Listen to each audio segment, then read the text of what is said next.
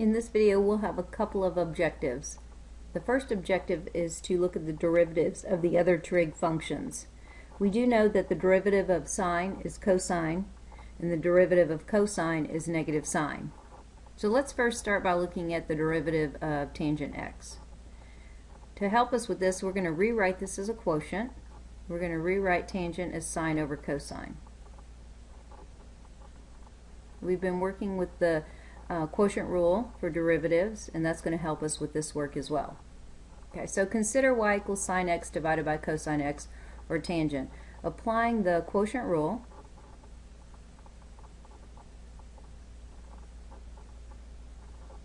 we're going to rewrite the denominator of the answer as cosine x, quantity cosine x squared. Okay, applying the quotient rule has us start with the denominator cosine x and multiplying by the derivative of the numerator sine x minus the numerator left alone times the derivative of the denominator.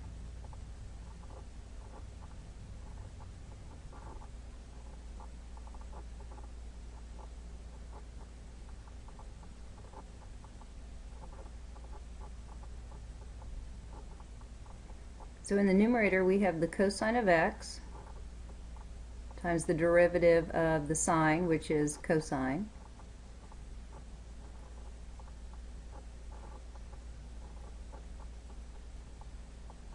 minus sine x times the derivative of cosine, which is negative sine x. Okay, cleaning this up. Now be aware, in print oftentimes we see the denominator written as cosine squared x. It means the same thing as quantity cosine x squared. It's just a choice. Okay, in the numerator, cosine times cosine is cosine squared x. Coming over here, we can see that we want to manage this negative in front as a multiplier, but the subtraction of a negative makes it positive. So that managed that negative sign, and we're left to multiply sine times sine and get sine squared. Okay, so from quite some time ago in pre-cal, what we saw was the cosine squared x plus sine squared x was equal to 1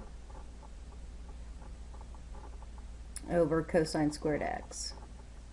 We can further rewrite that, keeping y prime. 1 over cosine x is equal to secant x, so in this case 1 over cosine squared x is going to be equal to secant squared x. So we're done. That's the derivative of tangent. So I'm going to come over here and rewrite that. So if our function is tangent x, then the derivative of tangent is secant squared x. Okay. We could go through the process of finding the derivative of cotangent. It would be very similar to this process. We would first rewrite cotangent as cosine over sine, apply the quotient rule through our work, and what happens is we will see the derivative of cotangent. So if our function is cotangent, cotangent's derivative is going to be negative cosecant squared x. So just kind of notice the structure here, the pattern here. Tangent's derivative is secant squared. Cotangent's derivative is the opposite of cosecant squared x. So two remaining trig functions to look at and their derivatives. Okay, let's consider y equals secant x. Well, what's that derivative? Well, we begin like we did earlier. We rewrite it as a fraction, 1 over cosine x, that's the reciprocal. Applying the quotient rule,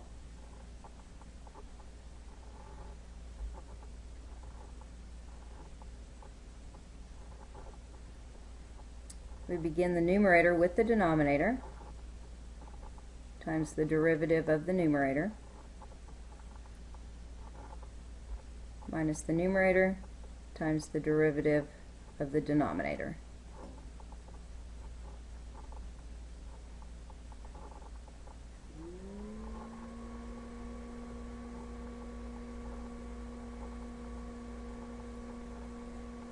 once we've established the derivatives, there's no need to go back through and find them this way. We just need to memorize them. And I just want you to kind of see where these derivatives came from. So back to the numerator. The derivative of 1 is going to be 0.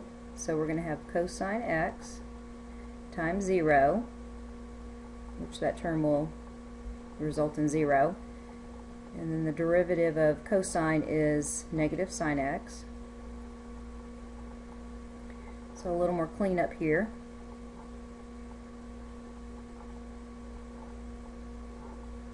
So that whole term will go to 0, and this becomes just sine x. Okay, looks a little complicated, but what we're going to do is we're going to use our pre-cal background and simplify this so that it's not a fraction. So the way we might want to look at this is we're going to take the sine on top, and we're going to expand the denominator into cosine times cosine. And in the numerator, I can say that this is times 1. So what I'm going to do is I'm going to separate. This is times, not subtract. And I'm going to put sine x over one of the cosines and multiply that by the other fraction with 1 on top and the other cosine in the denominator. Maybe. What happened? Come back. There you are. Okay. So y prime is going to be equal to, coming over here, that can be written as tangent, and 1 over cosine, this factor, is also secant. So, and the way we usually see this derivative is we usually see it as the derivative of secant is secant x times tangent x. That's the derivative using the quotient rule. So let me come back up here and put that derivative here. So if y equals secant x, then y prime is going to be equal to that function secant times tangent x. One more trig function. Let's just look at y equals cosecant of x. We're kind of thinking about what we've seen, avoiding all this work here. What is the derivative y prime of cosecant? Well, like the previous two we compared, this derivative is going to be the opposite of cosecant x times, not tangent, but the cotangent function. So that's quite a bit, but those are the remaining 4 trig derivatives, and what we're going to have to do is just memorize those remaining 4 trig derivatives. Continuing with another objective, what we're going to do is we're going to find higher order derivatives.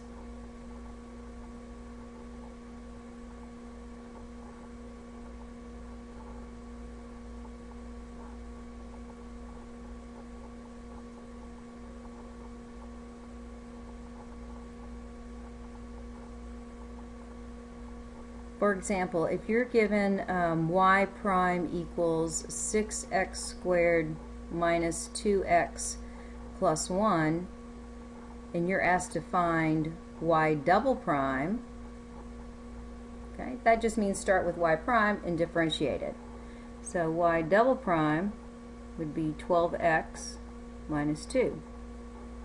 You very well could have been given y prime and asked to find y triple prime. You could have been given y prime and asked to find the fourth derivative, and so you would just continue until you found that. Another example could be that you're asked to find the fourth derivative given a third derivative. So let's see what that looks like. So let's say that you're given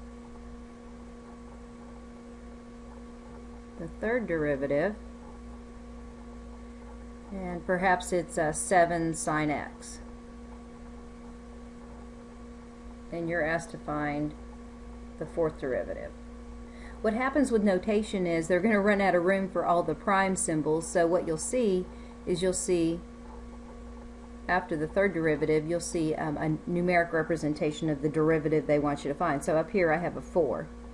So that's how you'll see it. So given the third derivative, find the fourth derivative. Well, easy enough. The fourth derivative would be the derivative of this function using the constant multiple rule, 7 times the derivative of sine, which is cosine. So finding higher order derivatives is is pretty straightforward. You're given a derivative and asked to find a later derivative. Okay, a third objective in this video is to find derivatives from a graphical representation. So you might want to take a moment and find your book and turn to page 127 and look at problem number 81. So you might want to pause, go get your book, turn to page 127, and kind of look at the question in 81, and we'll do that one together. As you can imagine, it'd be difficult for me to recreate the graph in 81 here, so just having your book in front of you, let's go ahead and answer 81A.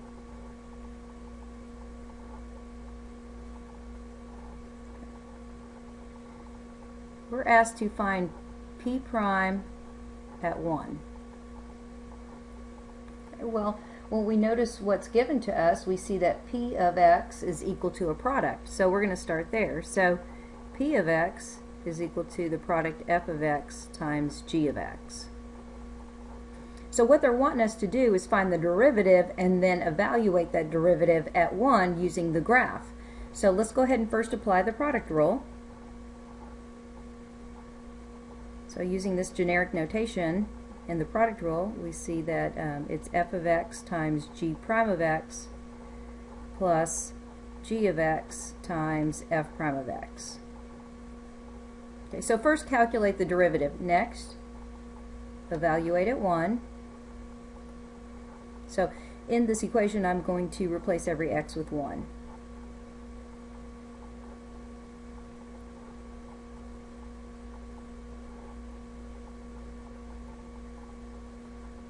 Oops, that's a 1. Alright, and now our work begins with the graph. So what we're going to do is we're going to find a value for this expression f of 1 and multiply it by g prime at 1 and then add it to the product of these two answers here. So what I'm going to do is kind of build structure here, knowing that in each of these parentheses I need to go to the graph and find a value that belongs in these parentheses. So let's take a look at, first of all, f of 1. So we want to find the f graph in 81, the f graph, and we want to get the y value at 1 because that's what that notation represents.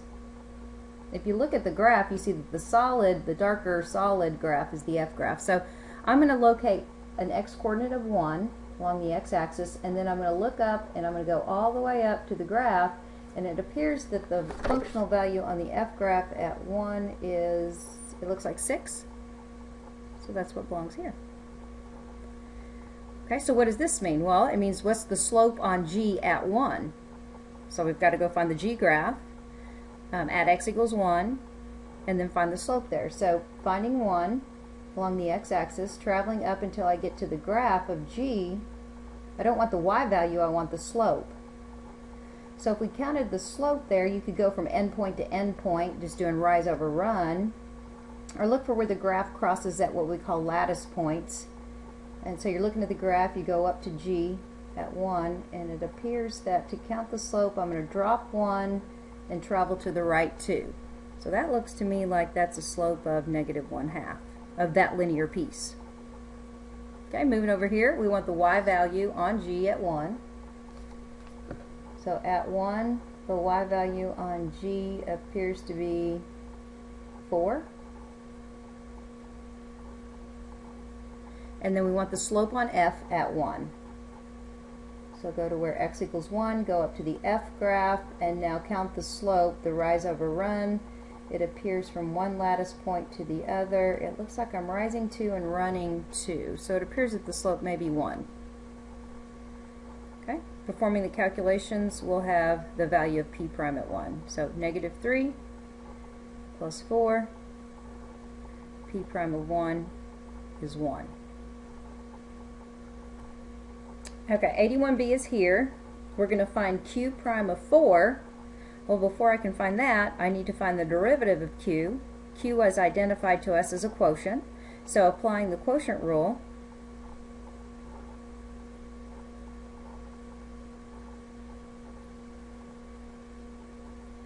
you start the numerator with, that's g.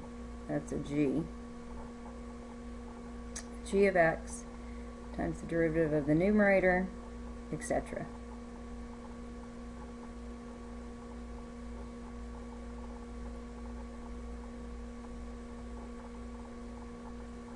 So at this point, to find q prime of 4, now it's time to replace every x with 4 into the expression.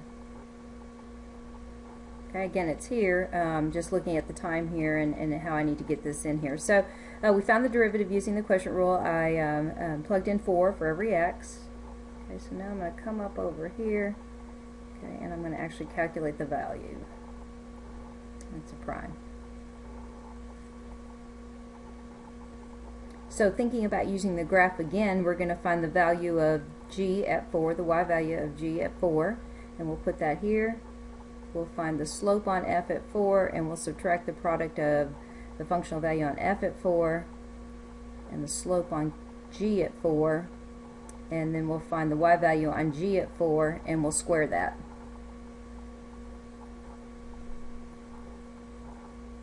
Okay, and so we have a little bit of cleanup to do and calculation to do here. And after all these values are put in correctly, it appears that we have an answer of -1/3.